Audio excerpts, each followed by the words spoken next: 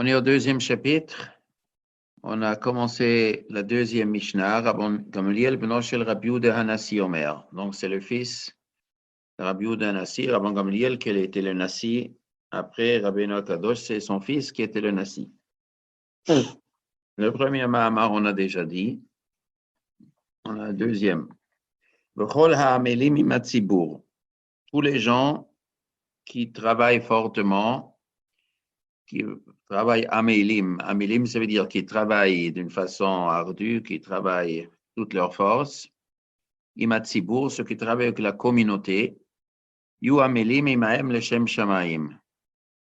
Eh bien, c'est bien que de travailler leshem shamaim. Lui-même, il était le Nassi. Il savait qu'est-ce que c'est travailler avec le tzibour. Et il y avait d'autres personnes qui travaillaient avec le tzibour. Donc, il a encouragé les gens de travailler le Shem Shamaim. C'est-à-dire quoi, le Shem Shamaim? Pour Dieu. Et pas pour son propre intérêt. C'est bien travailler pour la communauté, travailler pour Dieu, le Shem Shamaim. Pour les intérêts célestes. Pour les intérêts de Dieu et pas pour son honneur, pour faire monter son nom. Ça, c'est Rabban Gamliel qui dit, lui, c'est le fils de Révi, donc c'est l'arrière-petit-fils de Hillel. On avait déjà vu Hillel au premier père et qu'il a déjà dit, Negit Shema, Avat Sheme. Ce qui étire son nom sera perdu. Alors, lui, il dit aussi, quand on travaille avec la communauté, il faut travailler les Shem Shamaim. Shezchut avotam mesayatan. Le mérite de leurs parents. Qui c'est les parents? Les parents de la communauté. Ou les parents Avraham, Yitzhak, Yaakov, c'est ça qui va aider. Ça veut dire que si tu travailles avec la communauté, tu réussis. Alors on a la tendance de penser, ah oui, c'est grâce à moi. C'est moi, voilà, moi j'ai fait. Eh bien, Rabban Gamliel, il te dit, ne te prends pas la tête, c'est toi qui as fait. C'est le sroud de Tzibour, le klal Israël et la Desruyot, Avraham, Yitzhak, Yaakov, et aussi la communauté et les parents des communautés. Ils ont du mérite. Et des fois, la communauté, tu te dis, bon, la communauté, peut-être, elle n'est pas c'est pas des gens de super valeur. Donc, si j'ai réussi, c'est bien grâce à mon mérite. Alors, il te dit, mais la communauté a des parents, peut-être eux ne sont pas très importants, mais ils avaient des parents qui étaient des grands personnages. Et qu'est-ce que tu sais? C'est leur route qui a aidé. Katam, Omedet Laad, leurs parents, leurs grands-parents, leur route reste éternelle. Ça veut dire quoi? Tu connais ta communauté, tu dis, mais ce pas des gens importants. Mais je connaissais leurs parents aussi, ils n'étaient pas importants. Mais qu'est-ce que tu sais qu'étaient leurs arrière-grands-parents, arrière-arrière? Oui, non, mais ce n'est pas leur route qui va aider aujourd'hui. Oui, Katam, Omedet Laad, la tzidkut de leurs parents, de leurs grands-parents, ça reste éternel. Un homme, il est tzaddik. Il peut laisser son mérite pour son fils, son petit-fils, son arrière-petit-fils, comme dit la Mishnah dans Masechet Makot. Un homme qui refuse Gezel va Arayot, il le zoché, comme dit la Mishnah dans Makot, zoché lo, le zaro, ou le dorotav, ou le dorotav, atsof kol dorot. Il a un mérite pour jusqu'à la fin de toutes les générations. Alors, si aujourd'hui tu réussis super bien avec ta communauté, ne pense pas que c'est grâce à toi. Cette communauté, elle a des parents, des grands-parents, ils ont une route. Grâce à ça, tu as réussi.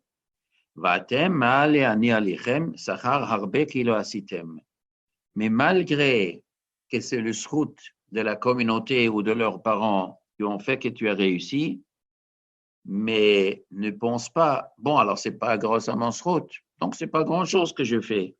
Donc, je n'ai pas besoin de travailler. Non, on a besoin de ton travail. Oui, d'accord, on a besoin de mon travail, mais ce n'est pas moi qui va récolter le salaire. Oui, tu vas récolter le salaire. Ki'ilu asitem. Comme si c'est toi qui as fait. Vis-à-vis du salaire, Akadosh Baruch Hu considère, tu reçois un immense salaire, le salaire de tous. Un homme qui fait les mitzvot tout seul, il a le shachar de ses mitzvot. Un homme qui fait faire la communauté des mitzvot, un homme qui mezaké tous les tzibour, eh bien, tous les mitzvot, des dizaines, des centaines, des milliers de personnes à qui tu aides pour faire des mitzvot, tu auras la récompense que neget kulam. Ça veut dire c'est une super affaire. Un homme, il a 100 euros, il met dans une machine à une photocopieuse, et il va imprimer 1000 fois. Bon, c'est interdit. Pour l'argent, ça ne marche pas. Pour une simple photocopie, ça marche. Eh bien, ici, tu travailles avec 1000 personnes, tu as mezaké 1000 personnes, eh bien, tu auras 1000 fois la récompense, malgré qu'en vérité, le mérite n'est pas grâce à toi. C'est le shrout à vote, quand même, on te donne. Donc, ça donne une immense sachar. Shrout avotam mesayatam. Mais lui, il a dit le mot v'chol ha'amelim, tous ceux qui travaillent avec le tzibour. Alors, amelim, amel, ça veut dire acharné, travailler inlassablement, travailler même quand c'est difficile. Amel, c'est quelque chose, un travail même quand c'est difficile. Et quand on travaille avec le tzibour, on utilise le mot amel. Tous les gens qui travaillent avec le tzibour, ils savent qu'il n'est pas du tout facile de travailler avec le tzibour. Le tzibour est très difficile. Que ce sera chez les juifs, la havdil chez les pas juifs, quelle politique, c'est très difficile. Les gens sont tellement différents. Et les petites jalousies, et les déçus du système, et des jaloux de ceux qui travaillent, de ceux qui sont en haut, la jalousie, la kina, la sina, et toutes sortes de difficultés. Et même si c'est sans kina, sans sina, il y a tellement beaucoup de choses à aider à travailler dans une communauté. Il y a des fois des gens qui commencent à travailler, ils se découragent parce que c'est trop difficile. Il faut s'acharner. Voilà, mais éliminer Tzibour. Comment s'acharner? Mais c'est trop difficile. Mais fais le Shem Shamayim, tu auras une immense récompense. Pourquoi le Tana, il promet la récompense? Il promet parce que c'est vrai. Et pourquoi il le parle de ça, de cette récompense? Parce que les gens qui travaillent avec les Tzibour, ils ont besoin des encouragements. Normalement, les gens qui travaillent avec les Tzibour, des réclamations, ils en entendent tous les jours. Réclamer, réclamer. On va toute la politique, on va toujours réclamer contre ceux qui sont les chefs. Et dès qu'il dit un mot qui ne plaît pas à quelqu'un, eh ben, on lui tombe dessus. Et à plus forte raison, quand il a fait une erreur, il a dit un mot qu'il ne fallait pas dire, ou il a fait quelque chose qu'il ne fallait pas faire. Tous les journalistes, ils tombent dessus et tout. Mais toutes les choses qu'ils font, comme les gens qui travaillent pour le Tzibour, les choses qu'ils font, qui sait apprécier? Les gens qui sont là ne savent pas apprécier. Ils ne savent pas. Il faut leur donner une fois une journée. Ils vont savoir qu'est-ce que c'est. C'est pour ça que l'État nous dit, Amélie Minatsibour, je sais que c'est difficile, mais sachez qu'il y a une grande récompense. Mani alechem sachar harbe kila asitem. Spécialement, quand on le fait, le Shem Shamaim, on le fait pour Dieu, il y a une aide du ciel et il y a une grande récompense. Et continue, dit Rabban Gamliel, et vous zehirim parachute. Faites attention, parachute, avec le pouvoir public, faites attention. À qui il parle? À monsieur tout le monde. Et à plus forte raison, il parle aux personnes qui travaillent avec le tzibour. Il vient de parler aux gens qui travaillent avec le tzibour. Quand on travaille avec le tzibour, souvent on est obligé de fréquenter les gens du pouvoir. Tu veux quelque chose pour la communauté, il faut demander le maire, il faut demander le préfet, il faut demander le roi, les ministres, etc. On doit monter des fois pour, même si un particulier n'a pas besoin de voir les hommes politiques, mais pour la communauté, il y a toujours des choses il faut les politiques. Alors il dit, même si vous travaillez pour le tzibour, faites attention. Et vous y parachute, faites attention d'eux. Ça veut dire quoi faire attention? C'est pas leur faire trop confiance. C'est pas vendre le secret. C'est pas être un grand ami d'eux. C'est pas rentrer dans le rouage du système. Il faut faire attention. Eux, quand ils rapprochent quelqu'un, quand ils sont très contents, ils t'invitent, tu recevras une invitation pour la mairie, pour le préfet, tu es élu parmi les VIP, tu reçois une carte VIP. Ah oui, ça y est, j'ai une carte VIP, je n'ai pas besoin d'attendre dans la queue, j'ai l'entrée des artistes derrière et après, on est toujours dans le lunch spécial, on a un quart d'or, comment ça s'appelle? eh bien, fais attention, ne crois pas que ce sont tes amis. Fais attention, si eux, ils te donnent de l'honneur, s'ils te permettent de les fréquenter, ce qu'eux, ils cherchent, c'est leur intérêt, ce n'est pas ton intérêt. On te fait maintenant plaisir parce qu'ils t'ont besoin.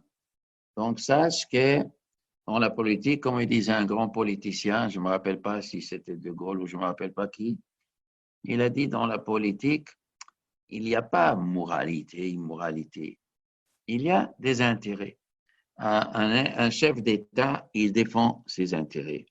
Peut-être ses intérêts de son pays, peut-être pas son intérêt personnel, les intérêts de son pays, mais il défend des intérêts. La moralité,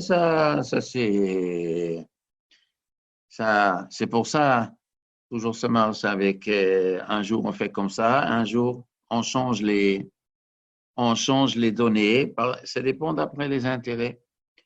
שאין מקרבין לו לאדם אלא לצורך עצמן, נראים כאוהבים בשעת הנאתן. Ils ressemblent comme des amis au moment qu'eux, ils profitent de toi. Ils sont tes amis. Mais ils ne vont pas aider à quelqu'un au moment que ça ne marche plus. Tant que tu es riche et que tu peux apporter ou d'argent ou des voix ou des impôts à l'État, eh ben, on te recevra bien.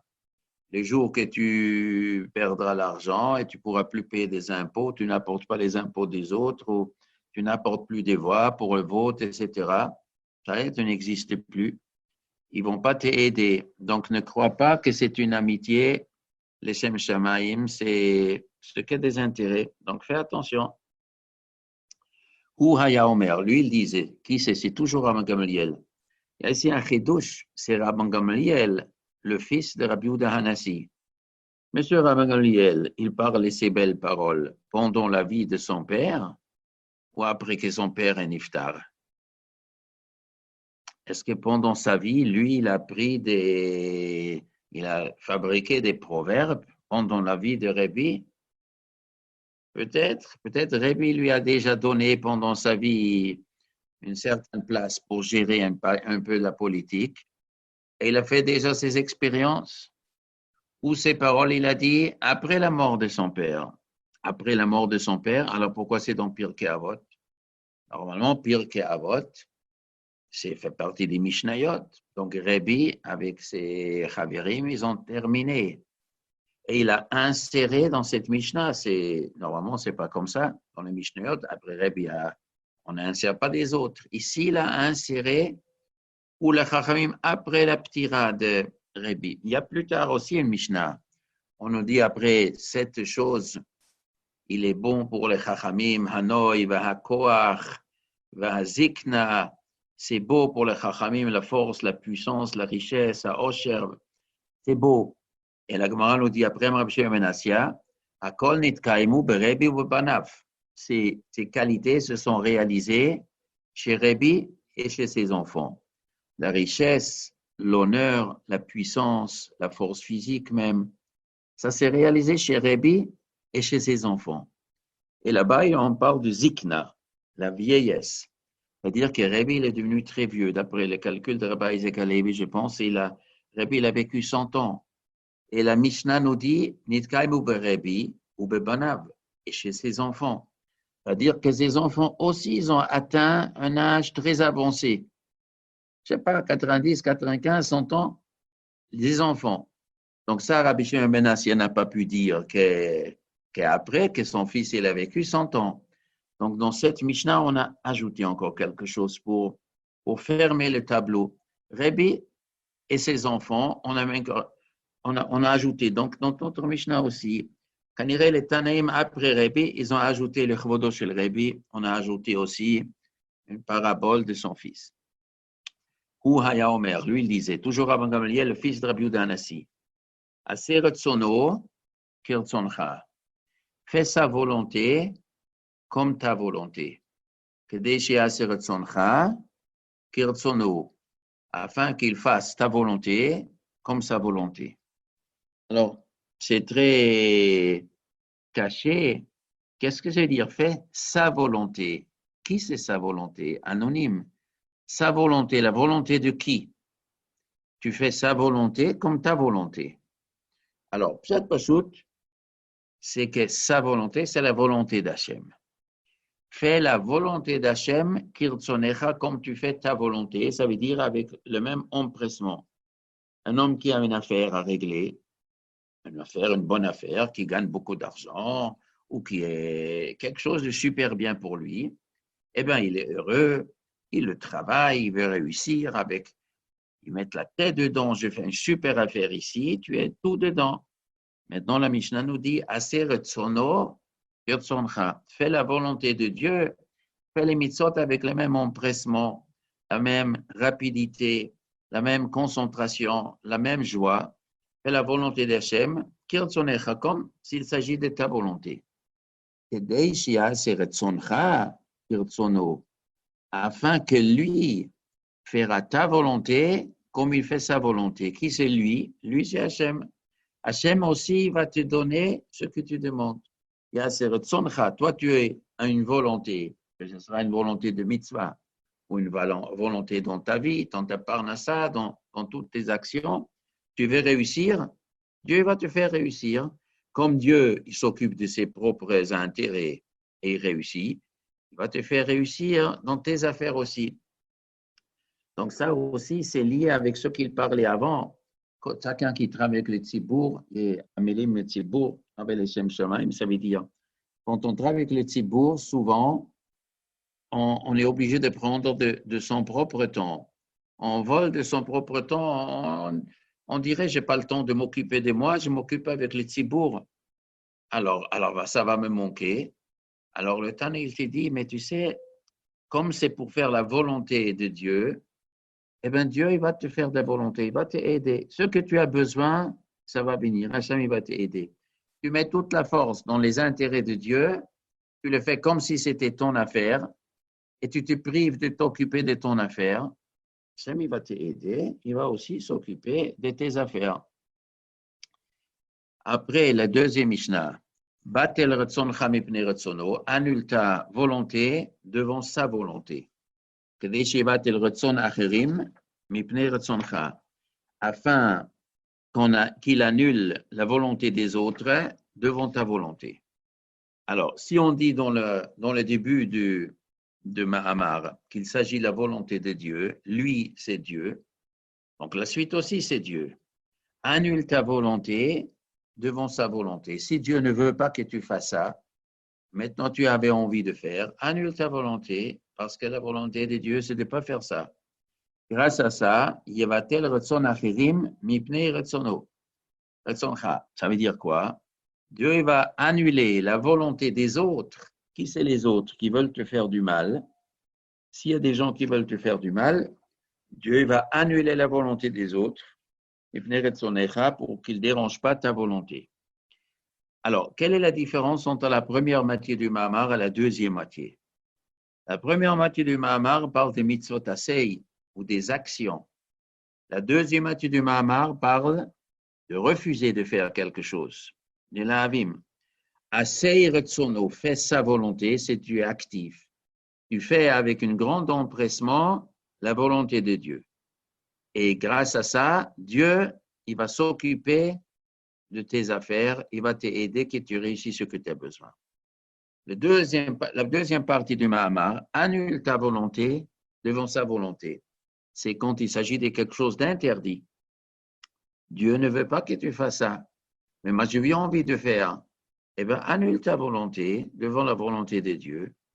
Eh bien, Dieu va aussi annuler. Il va annuler la volonté des autres, ceux qui veulent te faire du mal. Il va les annuler devant ta volonté. Il y a un autre pérouche qui dit que Shivatel Retzon Acherim, il va annuler la volonté des autres. Ce n'est pas des autres hommes. En vérité, c'est-à-dire la volonté de Dieu. Dieu va annuler sa propre volonté pour te faire plaisir. Le Tana n'a pas voulu dire que Dieu annule sa volonté. Ce n'est pas joli de dire Dieu annule sa volonté, comme si Dieu ne fait pas ce qu'il veut. C'est une façon de parler. Il annule la volonté des autres. Ça veut dire la volonté de Dieu, mais ça ne se prononce pas. Donc, Dieu il va annuler sa volonté devant ta volonté, comme on dit, Tzadik Ozer va Kadesh Baruch Hu Makayem. Des fois, Hachem, il a un plan, et le tzaddik, il demande à Hachem, change ton plan, s'il te plaît, fais autrement, je te supplie, fais autrement. Hachem, il dit, toi, tu as la coutume d'annuler ta volonté de ma volonté, je te fais plaisir. Donc ça, c'est l'explication quand on explique cette Mishnah, que sa volonté, c'est Dieu.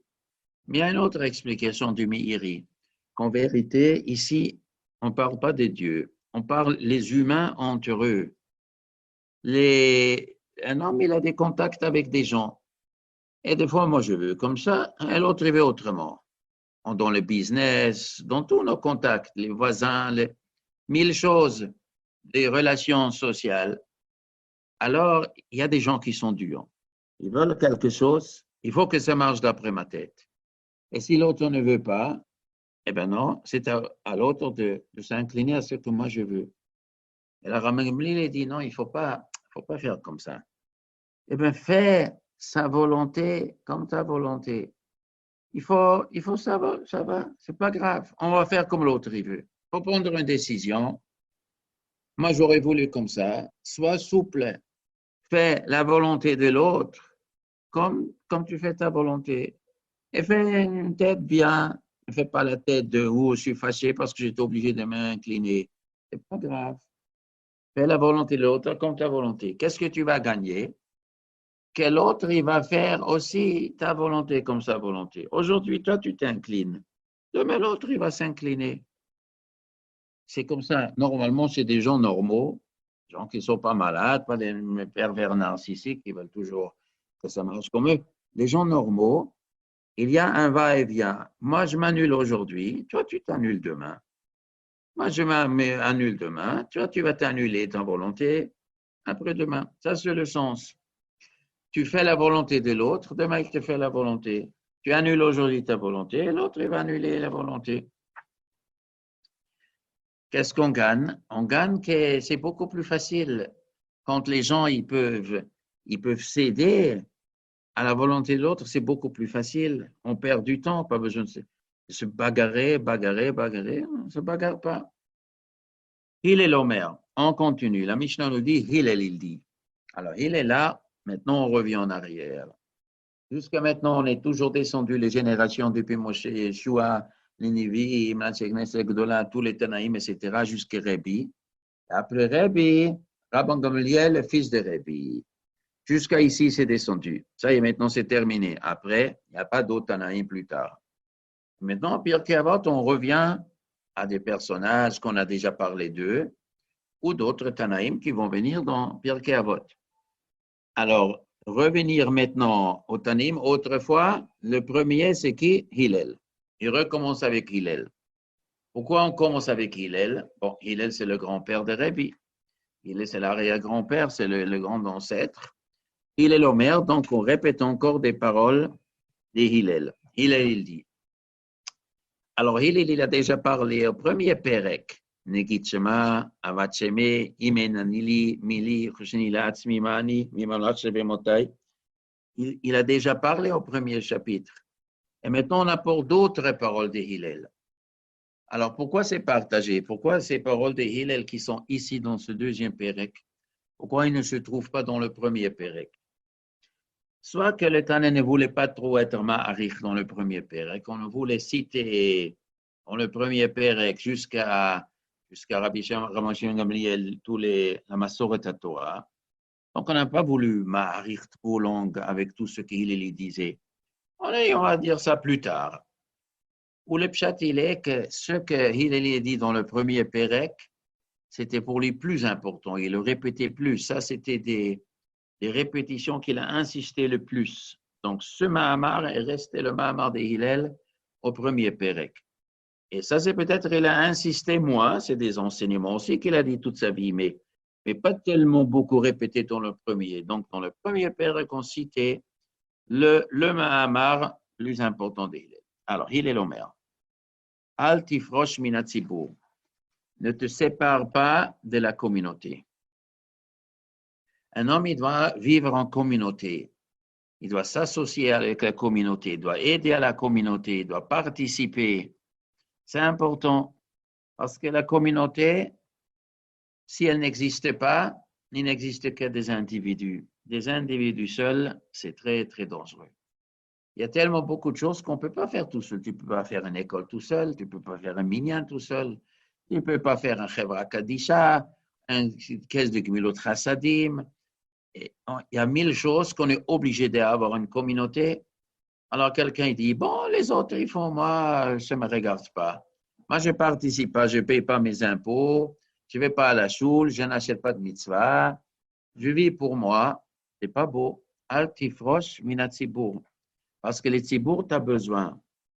Mais il y a aussi un autre sens de Hillel. Pas parce que le tzibour t'a besoin, c'est parce que toi, tu as besoin le tzibour.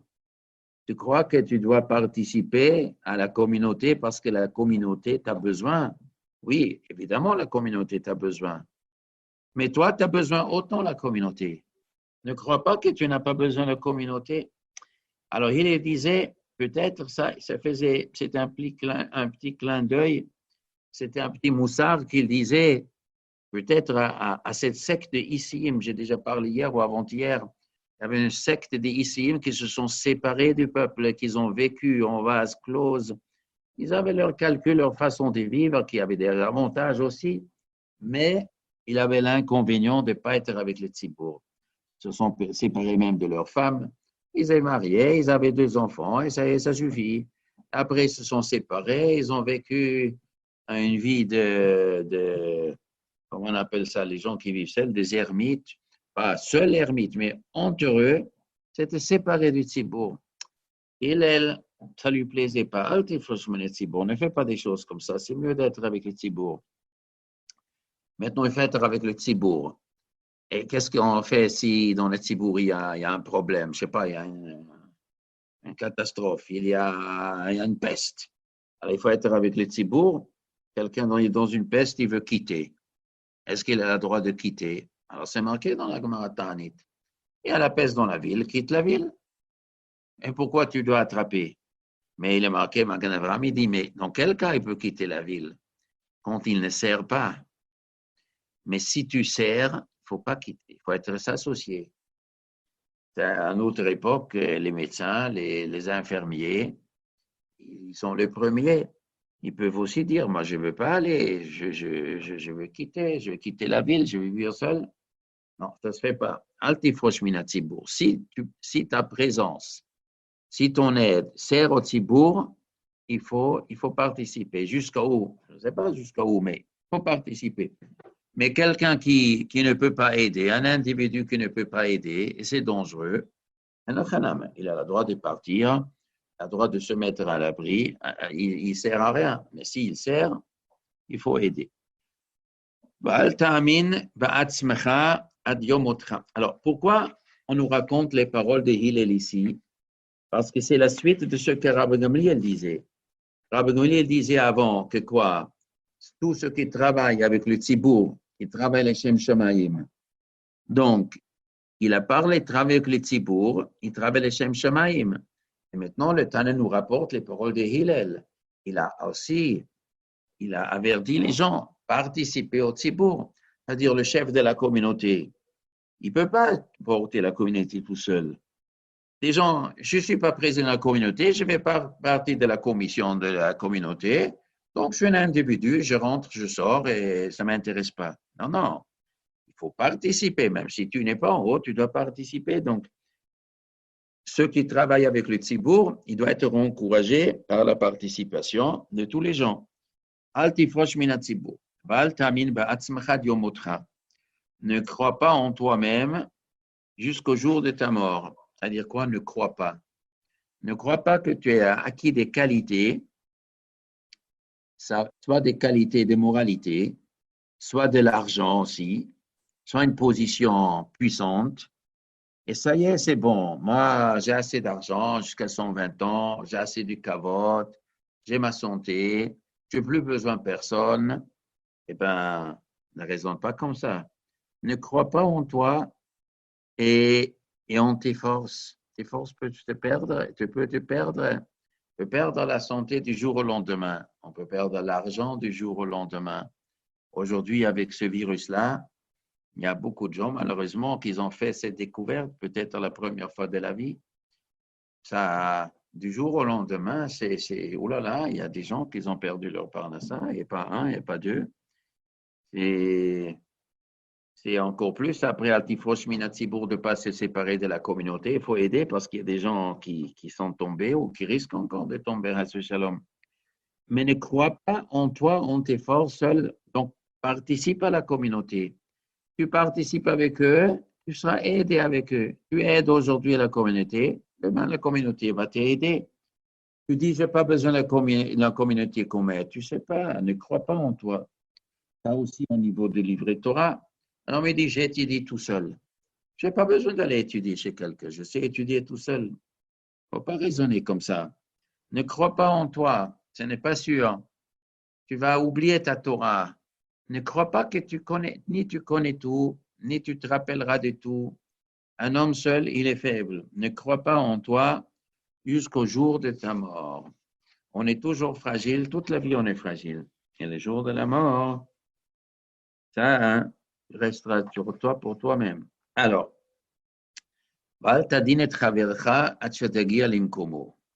ne juge pas ton prochain jusqu'à que tu arrives à sa place.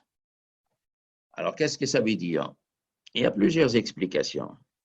Première explication, on a la coutume de dire Tadin, juger. C'est-à-dire quoi juger? En quoi je juge? C'est-à-dire condamner. Ne condamne pas ton prochain, tant que tu n'es pas arrivé à sa place. Mekomo dans le sens, dans sa situation. Qu'est-ce que ça veut dire tu veux condamner? Condamner, ça veut dire je pense que je suis meilleur que l'autre. L'autre, il est inférieur à moi. Ou pas seulement une question d'inférieur. L'autre, c'est un type faible. J'ai une idée de l'autre, j'ai vu comment il se comportait dans cette histoire. C'est un voyou. Ça, c'est un lâche. J'ai entendu qu'est-ce qu'il a fait. C'est vraiment Il est terrible, ce type. Tu décides qu'il est terrible. Alors, il te dit, attends. Al-T'a dit, ne condamne pas, ne mette pas une croix dessus tant que tu passes sa place. Il faut bien connaître la situation, bien connaître sa situation familiale et pourquoi il a agi comme ça et qui lui a donné cette idée et qu'est-ce qu'il a amené. Il y a tout un contexte.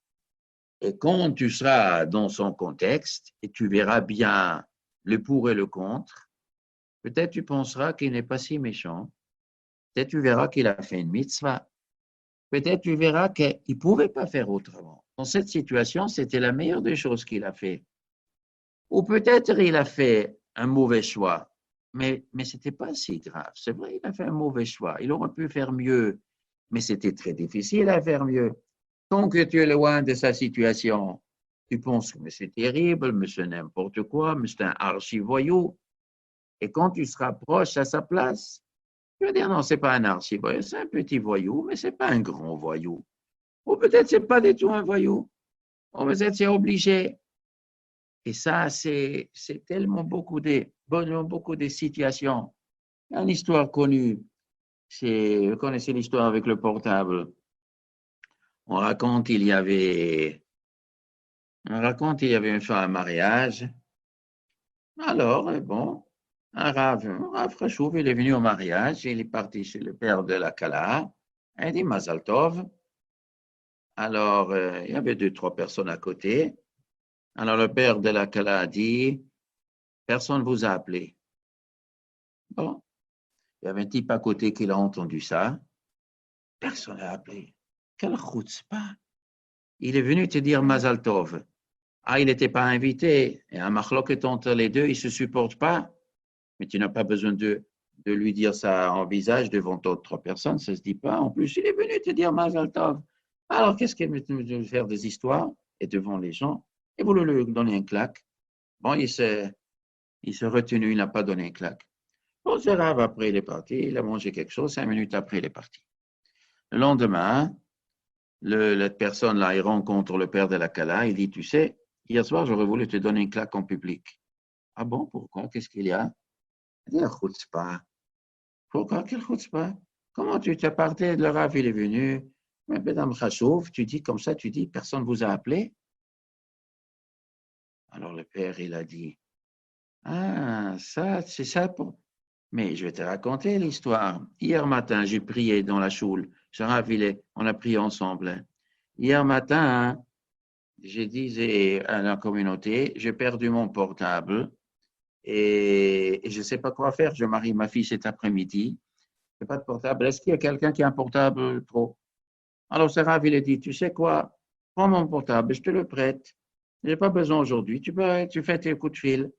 Et ce soir, je viendrai te dire Mazal Tov. Tu me diras si quelqu'un l'a appelé au téléphone. Tu me dis qui m'a appelé. Comme ça, je le téléphone.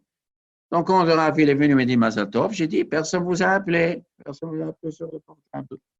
Voilà. Des histoires comme ça, il se passe tous les jours des quiproquos comme ça. Alors, ne juge pas ton copain, mais il y a aussi un autre pshat. Altadina traverha limkomo, ça veut dire ne pas seulement condamner, ne pas juger l'action. Ça veut dire, c'est pas une question de condamnation. Comprendre l'autre. Comprendre pourquoi il a pris cette décision, il faut être dans cette situation. Chaque situation autrement. Mais un autre pshat le Meiri. Des fois, il y a un monsieur qui vient chez nous. Il vient d'une autre ville, personne ne le connaît. Et il se présente comme quelqu'un de super bien, de super réussi. Il fait une impression extraordinaire. Alors, la coutume des gens, qu'on lui fait confiance. C'est quelqu'un, ouais, il présente bien, il parle bien, il a de charme. Ah, c'est bien. Alors, les gens peuvent aveuglement lui faire confiance. Alors, il dit, Altadine travercha, ne le juge pas. Atsedegi alim komo, part dans la ville où il vient. D'où il vient? Il vient de telle et telle ville. Une fois que tu rentres dans ta ville, tu demandes qui c'est ce monsieur et tu entendras ce qu'en dit ce monsieur. Peut-être ce n'est pas du tout l'image qu'il a dressée ici. Peut-être là-bas, il est connu comme monsieur qui n'est pas digne de confiance. Alors, ne juge pas pour le mal. Peut-être quelqu'un, il est bien, et ne juge pas bien. Peut-être il est mal. Si tu ne le connais pas, Altadine Travera, ne donne pas un tampon que quelqu'un il est super bien. Tant que tu n'étais pas dans sa ville. Dans sa ville, on connaît la personne. Les gens, ils savent qui il est. S'il est malhonnête ou je ne sais pas quoi, les gens des villes le savent. Seulement à l'extérieur, ils veulent se vendre différemment. Val Tomar, Davar, Shiyefshar Lishmoa, Shesofa Lehishamea. Alors, il y a beaucoup d'explications. Altomar ne dit pas Davar, Shiyefshar Lishmoa. Ne dis pas à ton copain quelque chose qu'on n'a pas le droit de dire. Shesofo Lishama, parce qu'à la fin, ça sera su. C'est-à-dire, tu connais un secret. Et c'est un secret qui ne doit pas être connu. Si les gens ils le savent, il y a quelqu'un qui va perdre, il va avoir peur, il va perdre, il va embrouiller quelqu'un. C'est un secret. Alors tu connais un secret, s'il te plaît, tu le gardes chez toi. Mais pourquoi je ne peux pas le donner à quelqu'un d'autre? Mais personne ne va le savoir. Non, on va vite savoir. Si tu parles à quelqu'un, ce quelqu'un, il parle à quelqu'un, et toute la ville sera au courant. Al-Tomar Davar ne dit pas quelque chose. Si Yefchar Lishmoa, il n'a pas le droit d'être entendu, ne le dis pas. Alors, s'il ne faut pas être entendu, alors tu ne le dis pas. C'est faux. L'Hishama, parce qu'à la fin, ce sera bien entendu. Il y a un autre pshat qui dit, il y a des gens qui parlent, ils ne parlent pas clairement. On ne comprend pas ce qu'ils disent. Et tu dis, c'est pas grave s'ils ne comprennent pas. Il n'a qu'à se casser la tête pour qu'ils comprennent. C'est pas comme ça qu'on parle. Al-Tomar Davar, ne dit pas des choses qu'on ne peut pas entendre, on ne peut pas comprendre. Les gens, ils ne comprennent pas ça. Chez Sofoli Shama, et à la fin, ils vont le comprendre. Ils n'ont qu'à méditer ce que je dis. Non. Ne dis pas, ne te prends pas. Ils n'ont qu'à méditer tes paroles. Tu es qui, toi? Il faut méditer tes paroles. Tu veux dire quelque chose, tu le dis et tu t'expliques. Si tu ne t'expliques pas, ce n'est pas bon. Il faut pas que les gens ils doivent deviner ce que tu as voulu dire. Ça donne après des contresens. Qui a dit tous ces Mahamarim? C'est toujours Hillel. On a déjà parlé, Hillel il a vécu dans une époque très troublée. Quand il est venu, c'était l'époque des Hérodes. À l'époque des Hérodes, ça a été une époque très difficile. Bon, peut-être toutes les époques sont difficiles. En tout cas, lui, j'ai sûr qu'il était dans une époque difficile. Et les gens, ils se soupçonnaient un à l'autre. On condamnait dans l'esprit, on n'a pas compris, l'autre se comporte comme ça, lui se comporte comme ça, lui comme ça. Il y avait beaucoup d'incompréhension parmi les gens. Et donc, il est dit, ne juge pas, ne condamne pas l'autre tant que tu n'es pas à sa place. Alors, exprime-toi clairement. Si tu as un secret, ne le raconte pas. Val Tomar ne dit pas, le cheshe efne eshne. Quand je serai libre, quand j'aurai du temps libre, eshne, je vais étudier. Shema lotipane, peut-être tu vas jamais être libre. Alors ça c'est très important. Chaque chose est très important. Ça, c'est très important. Un homme, il est occupé, mais il faut étudier. Mais je n'ai pas le temps. Mais il faut étudier. Plus tard, quand je me débarrasserai de cette affaire-là, je vais mettre à étudier. Mais le problème, il est chez moi, l'otipane. Maintenant, tu dis, si ça c'est terminé, je vais aller étudier. Et ça c'est terminé, il y a une autre chose. Bon, si ça c'est terminé, après, une autre chose, une autre chose. Et comme ça, on veut toujours repousser. Alors, qu'est-ce que tu fais? Étudie. Maintenant, ça y est. Au milieu, j'étudie maintenant. On verra après la fin de... Et souvent, après, la chose se règle tout seul. Il y a beaucoup des affaires. On veut à tout prix les réussir jusqu'au bout. Ça ne marche pas. Vas-y, mets-toi à étudier. Après, sinon, tu risques de jamais étudier.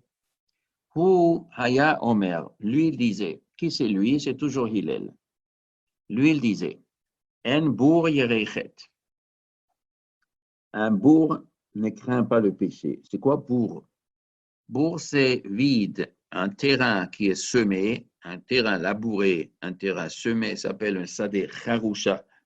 Un terrain qui est labouré, un sadé zeroua qui est semé. Et il y a un sadé bourg. Sadé bourg, un terrain vide, abandonné. C'est un homme qui n'a pas fait des études.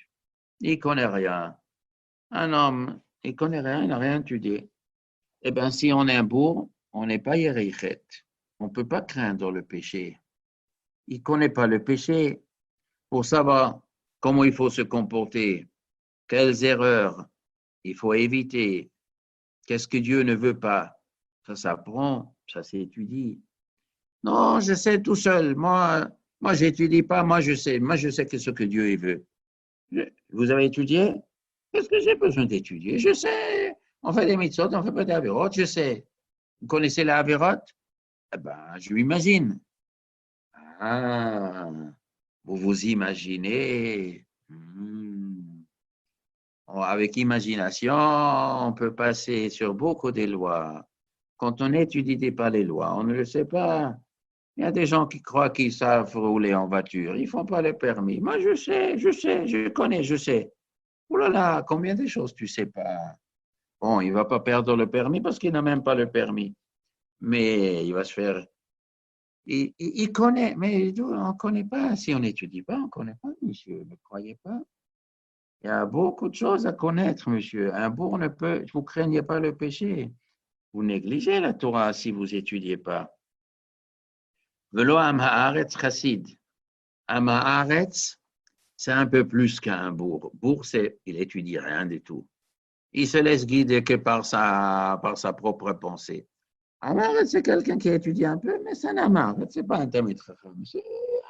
Il a un peu de connaissance.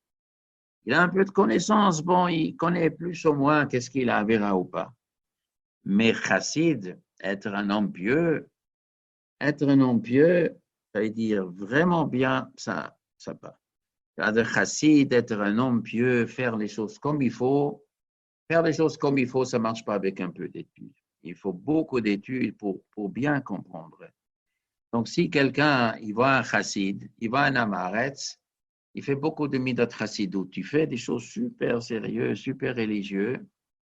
Alors, il y a beaucoup d'erreurs, c'est le contraire. Il y a une histoire dans la Gemara, Rabbi Akiva, il a raconté, quand je me suis mis à étudier chez Rabbi Eliezer Rabbi Yeshua, tout au début de mon étude, alors il m'est arrivé une histoire, comme ça il raconte.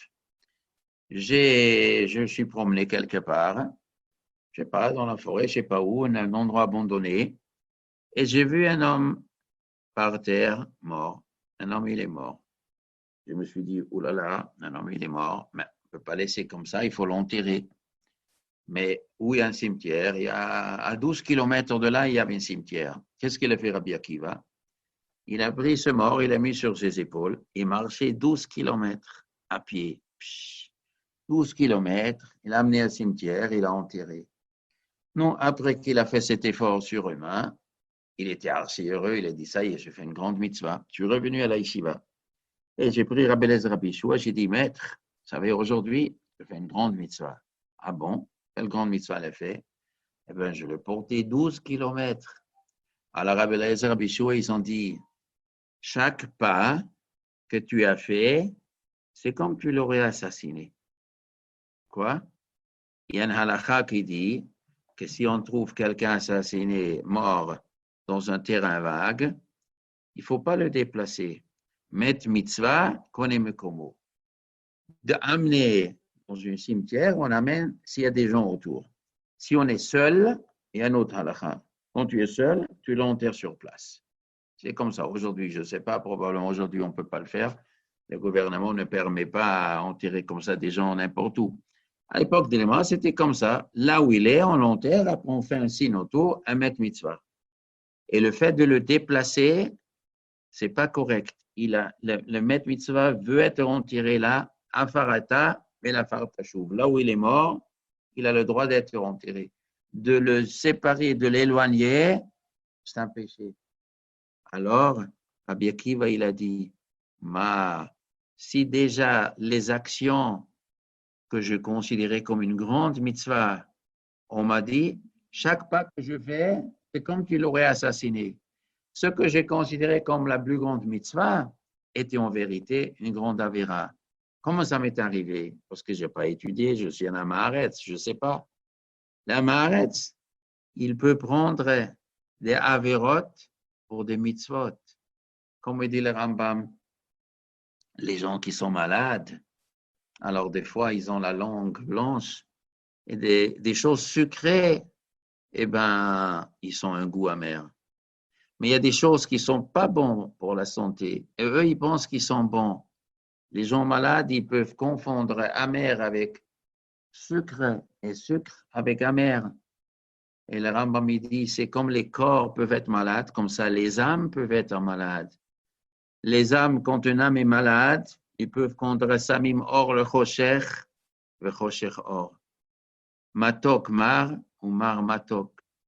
La gauche est droite, la droite est gauche. La lumière, c'est l'obscurité, l'obscurité, la lumière.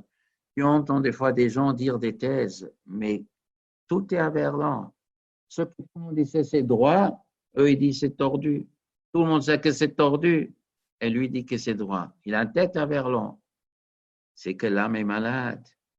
Quand l'âme est malade, on dit le contraire. Et ça, c'est la amaratzot, la non-connaissance des lois.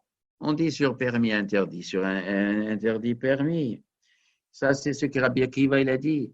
Et Trilat, il m'a dit, au début que je commençais à étudier chez Rabbi Yeshua, ils m'ont donné une bonne leçon. Et, cher jeune homme, tu veux étudier, il faut étudier. Il ne faut pas faire les mitzvot après ce qu'on pense. Et Rabbi Akiva, il a fait comme conclusion, ici j'ai appris, Al yevatel adam minabet midrash afilo sha'achat. Un homme ne doit pas rater le bet midrash même pas une heure. Chaque heure que tu peux ajouter quelque chose peut te ouvrir, peut t'éclairer, peut te montrer que c'est pile le contraire de ce que tu as pensé. Donc ça c'est velo ha'aretz chassid. La ha'aretz n'est pas un chassid. Velo ha'baishan lamed. Et ce qui est timide, ce qui a honte de montrer son ignorance, il a peur de montrer son ignorance. Il pense, qu'est-ce que les gens ils vont penser de moi si je pose une telle question? Le Rabbi Shan Lamed, il ne va pas avancer dans l'étude. Tu étudies dans un shiur et tu ne comprends pas. Alors, il faut aller ou en privé ou en public. Il faut demander en public. Peut-être les gens ils vont dire, mais c'est un amaret. Ou si tu veux demander en privé, tu demandes le maître. Mais le maître, il va remarquer que je suis un amaret. D'accord, il va remarquer que je suis un amaret. Mais une fois qu'il va me l'expliquer, je serai un peu moins amaret. Comme ça, chaque jour, je serai un peu moins amaret. Mais si je ne veux pas montrer à mon maître que je suis un amaret, là, tu vas rester un amaret. Lo habaïshan lamed. Donc, il faut enlever la mida de boucha pour avancer dans la vie. Velo kaptan melamed. Et le nerveux ne peut pas enseigner. Il ne doit pas être un enseignant. Un professeur qui est nerveux, qui ne supporte pas la lenteur de ses élèves, qui ne supporte pas un élève qui n'a pas compris la première fois ou la deuxième fois, il redemande, maître, j'ai toujours pas compris. Eh bien, il faut lui expliquer encore une fois. Mais maître, je ne comprends pas, il faut trouver une autre méthode. Et machal, raconter quelque chose imaginé, et après revenir, changer les paroles et rester toujours calme et bienveillant. Mais si on est nerveux, arrête déjà, c'est n'importe quoi. Alors l'autre, il est troublé. Alors ça lui ferme la bouche, il va rester tranquille, il va plus vous embêter, mais il ne comprend pas. Et s'il ne comprend pas, tu n'es pas un enseignant. Un enseignant, il est là pour faire quoi? Pour faire des élèves, pour que l'élève comprenne ce qu'on lui dit, pour lui donner la possibilité après de comprendre tout seul aussi. C'est ça un enseignant. Mais si tu bloques l'élève, tu n'es pas un enseignant. Tu enseignes, mais tu n'es pas un enseignant. Et l'élève n'a rien compris. À la fin de l'année, qu'est-ce que ça va devenir? C'est quelque chose dans les écoles, il faut faire très attention. Tous les enseignants, ils doivent faire attention de préparer le cours, de savoir comment dire et d'être calme. Il y a plein de halakhot de Shulchan Aruch. Il y a un halakha qui dit à quelqu'un qui enseigne dans une école, il ne doit pas veiller la nuit. Il doit dormir bien la nuit. Parce qu'il va venir au mariage, il va rentrer à 3 heures le matin, il va dormir jusqu'à 7 heures, il va arriver à l'école, il n'a pas bien dormi, il est nerveux. Marqué Shulchan Aruch, un enseignant qui ne dort pas la nuit, c'est un voleur. Parce qu'il ne fait pas son boulot bien, il ne transmet pas bien. Il faut faire très attention. Et ici en France, au resté, mais il y a beaucoup de mariages. Et souvent, ils sont très. Ça prend beaucoup de temps. On arrête les mariages à 11 heures, ils sont terminés. S'il y a des mariages, on arrive à 1 heure, 2 heures. Pourquoi pas? Mais à condition que tu ne sois pas un enseignant, un métier qui a besoin de la patience.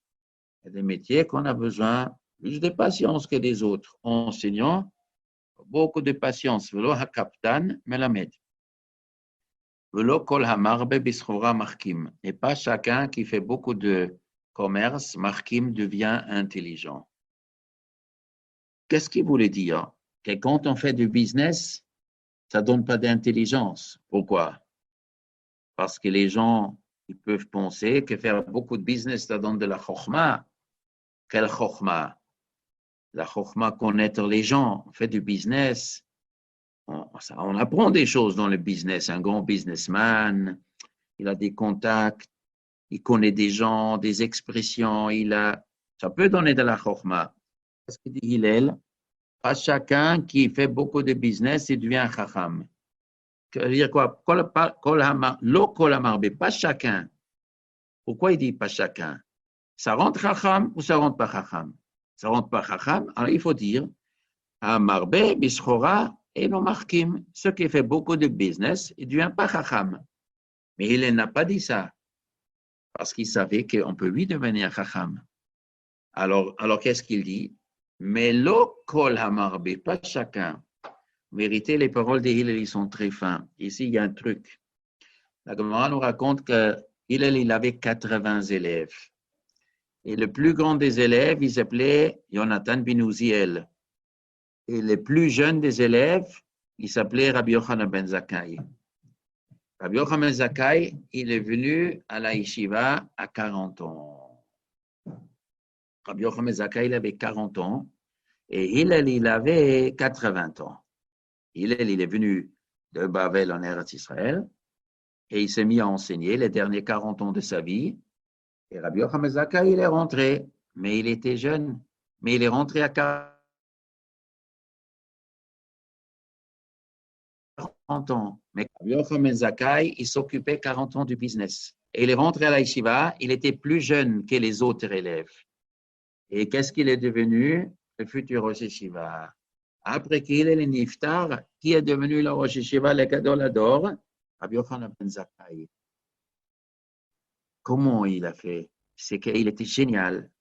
Mais son génie a été parce qu'il est né génie ou aussi parce qu'il a fait 40 ans de business? Eh bien, il semble que oui. Les 40 ans de business lui a donné une piqueroute. Ça lui a donné une charifout. Ça lui a donné une intelligence suprême.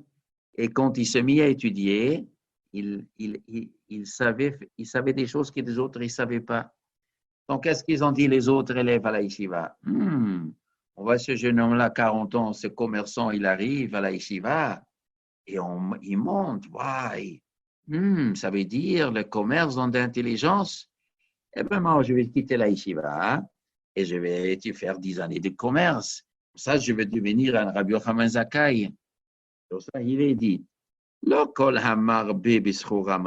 croyez pas que chacun qui fait beaucoup de business, il devient chacham. Il existe des exceptions. Oui, j'ai un élève, Yochanan, lui, il est exceptionnel. C'est vrai que sa chokhma de business en business, il lui a donné la chokhma.